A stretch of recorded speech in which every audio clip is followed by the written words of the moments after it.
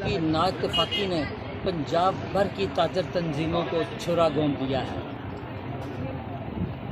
सरगोदा की ताजर तंजीम पूरे पंजाब में एक मिसाली ताजर तंजीम थी और सारी पंजाब की ताजर तंजीमें इसकी तकलीद करती थी, इसके गुण गाया करती थी।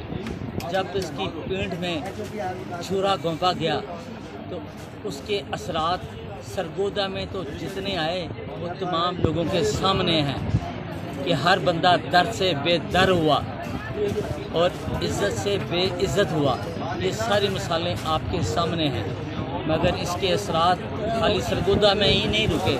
पंजाब की इस तमाम ताजर तंजीमें एक एक की बजाय 10-10 बन गई हैं। FBR ये कहने पर अब FBR ये कहने पर मजबूर है कि हम किस तंजीम से बात करें, हम किस तंजीम से बात करें। इन्होंने पूरे पंजाब का 29 तारीख का ऐलान किया हुआ था। उन्होंने आखिर फैसला किया कि 27 तारीख को उन्होंने तरीके इंसाफ के ट्रेड विंग को बुला के उन्होंने कहा हमें हमारे तंजीमों के साथ हम बात नहीं कर सकते, कौन सी तंजीम ओरिजिनल है कौन सी नहीं है। आखिरकार उन्होंने फैसला किया कि हम ताजर ट्रेड विंग जो तरीके इंसाफ की है उन्होंने ट्रेड विंग को बुला के उनके साथ मुज़ाकरा कर रही है।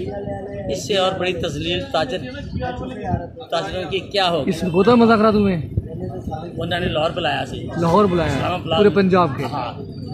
अच्छा, तो आप क्या समझते हैं कि ताजरों की नाइत्तेफाकी से ताजरों के मसाइल बढ़ गए हैं? ताजरों की नाइत्तेफाकी से इतने मसाइल बढ़ गए हैं, इतने मसाइल बढ़ गए हैं कि बल्कि ज़िल्लत और रसवाई हो रही है, बल्कि ज़िल्लत और रसवाई हो रही है। और लोग आप क्या कहना चाहते हैं कि ताजर मुत्तहिद हों? अब ये मुत्तहिद हो ही नहीं सकते। वजह ये इसलिए नहीं हो सकते, ये अपनी अनाएं ही नहीं छोड़ रहे।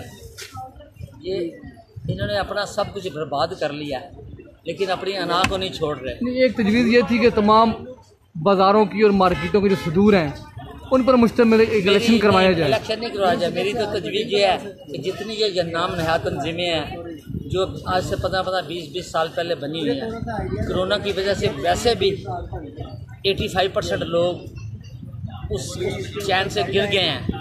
अब मेरी स्पेशल तजवीज़ है कि जो नया तबका ऊपर आया है, यंग जनरेशन ऊपर आई है, ये काम उनके ज़िम्मे डाल दिया जाए।